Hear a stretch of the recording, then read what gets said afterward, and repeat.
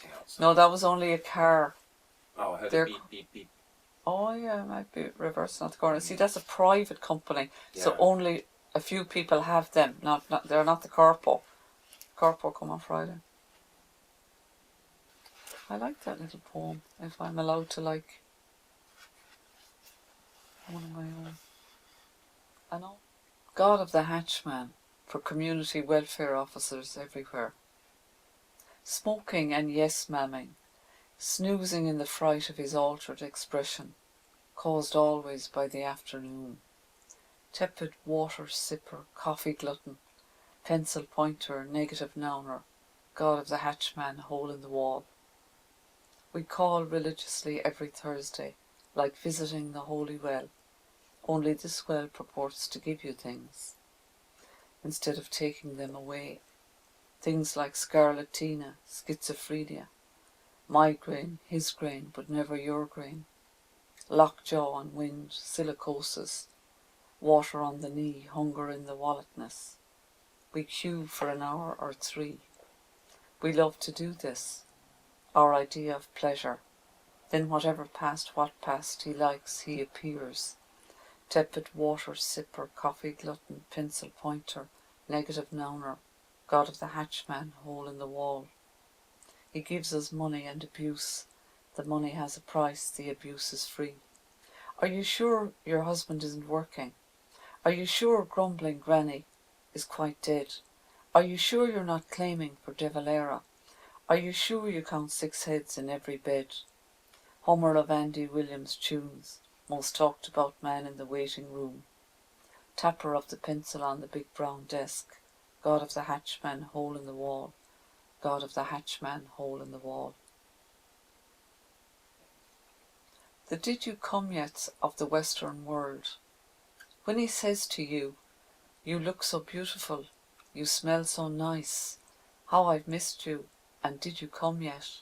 It means nothing, and he's smaller than a mouse's fart. Don't listen to him. Go to Aosdána Pier with your father's rod. Don't necessarily hold out for the biggest one. Oftentimes the biggest ones are the smallest in the end. Bring them all home, but not together. One by one is the trick. Avoid red herrings and scandal. Maybe you could take 2 on the shortest day of the year. Time is the cheater here, not you, so don't worry. Many will bite the usual bait. They will talk their slippery way through fine clothes and expensive perfume, fishing up your independence. These are the did you come yets of the Western world, the feather and fin rufflers. Pity for them, they have no wisdom. Others will bite at any bait, maggot, suspender or dead worm. Throw them to the sharks. In time one will crawl out from under Thailand, although drowning he will say, Woman, I am terrified. Why is the house shaking? And you'll know he's the one. Some people know what it's like to be called a cunt in front of their children, to be short for the rent, to be short for the light, to be short for school books, to wait in community welfare waiting rooms full of smoke, to wait 2 years to have a tooth looked at, to wait another 2 years to have a tooth out, the same tooth, to be half strangled by your varicose veins but you're 198th on the list, to talk into a banana on a job search scheme, to talk into a banana in a job search dream, to be out of work, to be out of money, to be out of fashion, to be out of friends, to be in for the Vincent de Paul man, to be in space for the milkman. Sorry, Mammy isn't in today, she's gone to Mars for the weekend. To be in Puerto Rico this week for the blanket man, to be in Puerto Rico next week for the blanket man, to be dead for the coal man. Sorry, Mammy passed away in her sleep, overdose of coal in the teapot. To be in hospital unconscious for the rent man, St. Jude's ward, 4th floor. To be second hand, to be second class, to be no class. To be looked down on, to be walked on, to be pissed on, to be shat on, and other people don't. An awful racket, In the winter, we don't light a fire every day. 3 days a week, max. Always on a Saturday night, though. Me and the kids sit round the fire and sing songs. The twins clap. They play Baker's Man. We have great crack. Except for Justin. I nearly had him in a taxi. That's why we call him Justin. He's 14 now. He's always angry. What good is looking into the fire like Spaz? What's fucking wrong with you, he says. Then all hell breaks loose. I don't allow foul language. I didn't bring them up like that. Then the twins start bawling and I can't shut them up. The eldest starts first. He was born 10 seconds before Paul. I say to Peter, if you don't shut that fucking cake hole, I'll throttle you. Then Paul starts. He has lungs like a broken exhaust. Last year, when things were a bit slack, we burnt their father's wardrobe. We split up 2 years ago. We parted on amiable grounds, though. I couldn't aim, and he couldn't miss. The kids thought it was a howl, me taking a hatchet to the wardrobe on Christmas Day. There was nothing much in it anyway. Only a couple of his shirts I'd forgotten to put in the mincer. Old papers where the cat had kittens, and a Banjax tennis racket. That racket caused more trouble. One day no one wanted it. The next day they all wanted it. I ended up throwing it on the fire. It crackled like lard. Grandchildren. It's not just feasible at the moment, one daughter tells me. What with Seamus still robbing banks and ramming Garda vans when he gets emotional on a fish-free Friday in February. Maybe the other daughter could deliver. She thinks not. Not at the moment, anyway. While Thomas still has a few tattoos to get to cover any remaining signs that might link him with the rest of us. Just now a B-52 bomber flies over on its way from Shannon to make a gulf in some nation's genealogy. The shadow it places on all our notions is crystal clear, and for a split of a second helping, it juxtaposes the pecking order.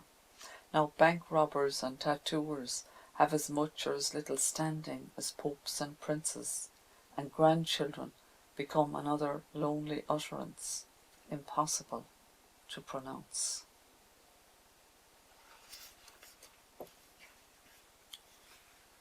Tongued and grooved. The look was longing, was lustful, was lasting. The kiss was luscious, was lazy, was voluptuous. She staggered away, was woozy, was wanton, was wet. It's platonic, platonic my eye. I yearn for the fullness of your tongue, making me burst forth, pleasure after dark, soaking all my dreams. You know, somebody called their horse It's Platonic after the poem. There's a horse. It was running in the stall there when you're... He was no Lazarus.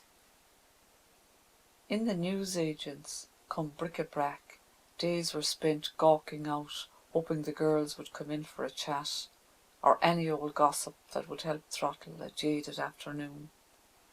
I smoked nearly as many cigarettes as I sold, and what I didn't sell, I gave away. The Shantala gang came in ones and twos. Give us a fag loving and I'd give them 20. Once I gave Elvis Kelly a yo-yo to pass the time until he went to England. I'll give you one long snake kiss for it, he said. They all went to England on the 3:30 out of Galway. We were like banshees crying over them. Then we lived for the SWALK letters. Harlesden got him and plenty more besides.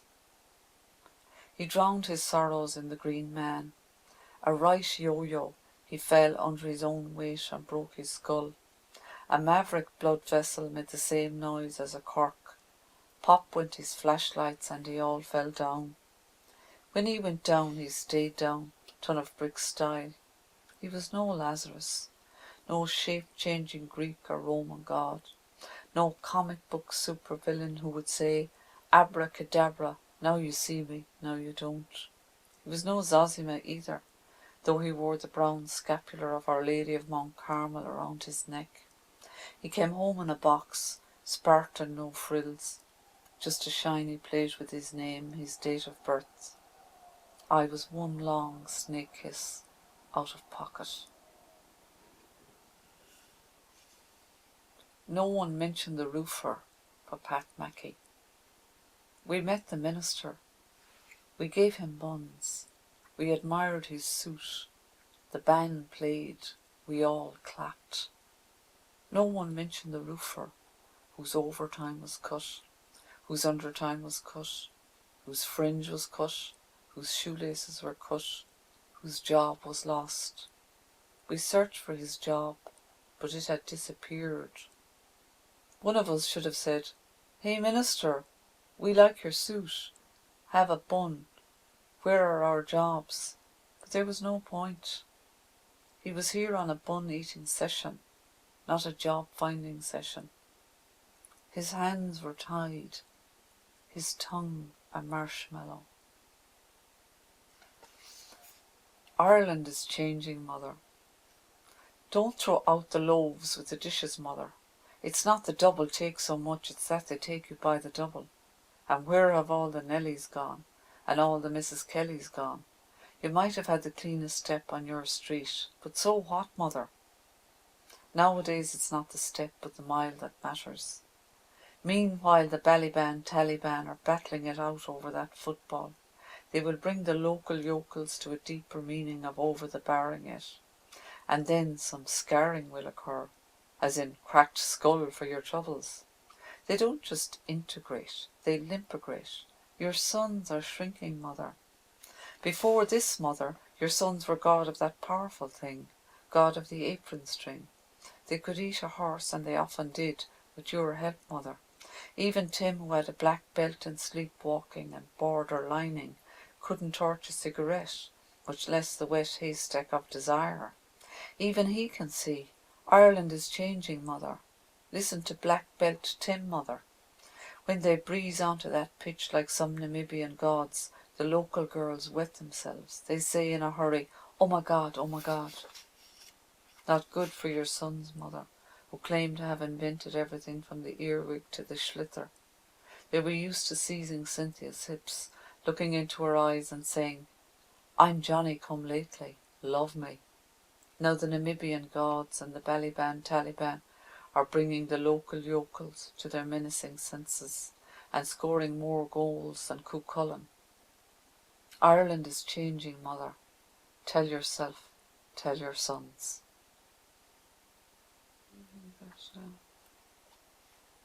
It's actually easy reading sitting down. I've never read sitting down before. God, I sound kind of intelligent and so. Unless now when I'm reading this, if you think of any one that you'd want to have in it, because you won't be getting me again. Yeah. So, last chance.